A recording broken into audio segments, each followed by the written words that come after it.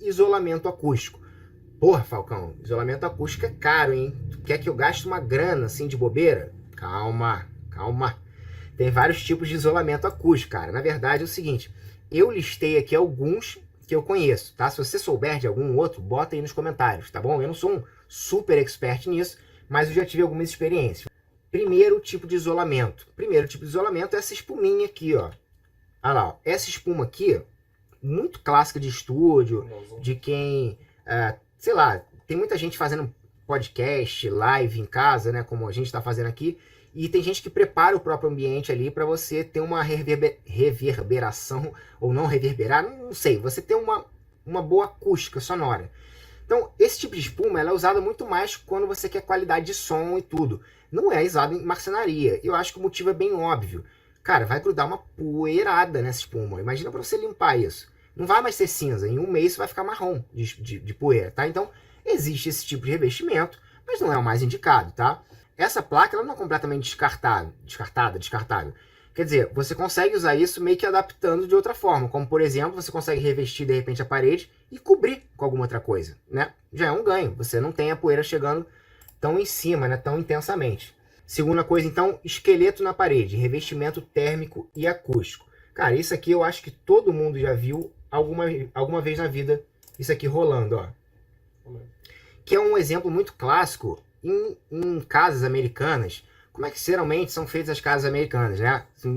Com alvenaria, que nem as nossas? Não, não exatamente. Eu não estou falando que é uma regra, mas eu acredito que seja a maioria, tá?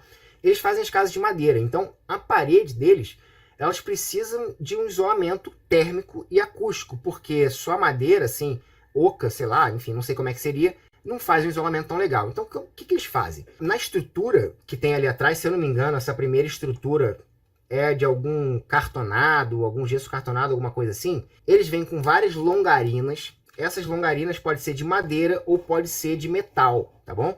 Então, você põe várias longarinas na parede, pode fixar direto na parede. Por exemplo, se eu fosse fazer no meu quartinho, nas minhas oficinas, aliás, eu pretendo fazer isso, eu vou pegar um monte de ripa de pinos, vou fixar a ripa direto na parede, vou deixar esses espaços no meio. O que vai nesses espaços? Lã de rocha ou lã de vidro. Talvez tenha alguma outra coisa aí, mas eu conheço essas duas. Lã de rocha e lã de vidro são isolantes térmicos e acústicos excelentes, tá? Uma é melhor que a outra, não sei exatamente qual, mas ela tem essa função. Então o que você faz? Tem a sua parede lisinha, bonitinha? Longarina de madeira, entre elas lã de vidro e lã de rocha, e aí você vem, esse cara aqui tá tampando com um gesso cartonado, se eu não me engano. Aí você pode tampar, deixa eu ver se tem outro aqui, ó. Não, é isso mesmo. Você pode tampar com uma placa de OSB, você pode tampar com uma placa de compensado, 3, 4 milímetros, 6 milímetros, enfim. Aí é da gente se adaptar, né, cara? Eu não vou trabalhar com gesso porque eu gosto de madeira, eu tenho experiência em madeira. Eu sei furar, parafusar, lixar, tratar. Eu não sei fazer a mesma coisa com gesso, né? Então eu vou escolher a madeira para fazer. E tudo bem, cara. Por exemplo, a estética do OSB, que é uma coisa muito usada para esse tipo de coisa, porque, enfim, pelas características do OSB, ele tem uma estética incrível, cara. Então, para uma oficina, eu particularmente acho que combina demais. A terceira opção é mais ou menos a mesma coisa que isso aqui que vocês estão vendo, ó, que essa opção que a gente acabou de falar, das longarinas de madeira, só que, em vez de você fixar essas longarinas direto na parede, você vai trabalhar como se fosse com placas fazendo recheio, tá? Como assim? A gente tem, eu já fiz isso na minha oficina antiga, eu cobri um teto, eu e os meus sócios, né? Na época a gente fez isso junto, que é impossível fazer sozinho. A gente cobriu um teto que tinha lá com essas placas acústicas. A gente desenvolveu essas placas e fez por quê? Porque se a gente tivesse que sair, a gente poderia levar isso e instalar em outro lugar. Então isso é um macete bom. Quando você tem um lugar que você não está fixo nele, você não tem certeza se vai dar certo ou não, se você vai poder ficar muito tempo, é legal você fazer um negócio que você possa levar para outro lugar. E aí, em vez de você fixar as longarinas direto na madeira, o que você faz? Placa de madeira, por exemplo, OSB. Você faz as longarinas de pinos, por exemplo, você bota nas extremidades. Então você vai fazer um quadro aqui, gerando um volume. Nesse interior você bota as mantas, então você bota a lã de rocha, bota a lã de vidro.